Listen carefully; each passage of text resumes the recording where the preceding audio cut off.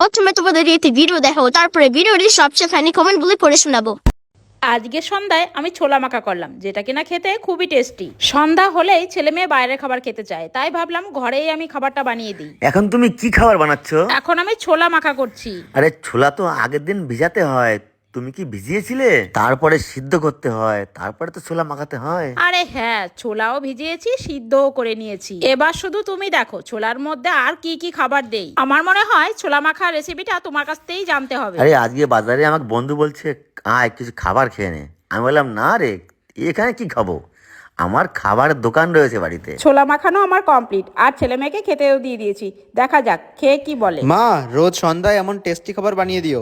বাইরে ছোলা মাখা তো আমরা অনেকবারই খেয়েছি, কিন্তু আমার মা আজকে এত সুন্দরভাবে ছোলা মাখা বানিয়েছে না, একদম আলাদাই গন্ধ বেরোচ্ছিল। যেমন গন্ধ তেমন স্বাদ। আর তোমরা কি জানো যে আমার কাঁচা ছোলার থেকে এরকম সেদ্ধ ছোলা খেতে অনেক বেশি ভালো লাগে। তোমাদের কোনটা ফেভারিট অবশ্যই জানিও। আমি যখনই আসি না কেন আমার জন্য কিছু না কিছু খাবার দেখি রেডিই থাকে, কিন্তু খাবারটা কাকিমা খুব দারুণ মাখিয়েছিল।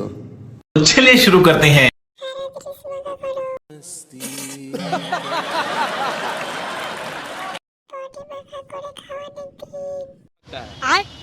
বাইগান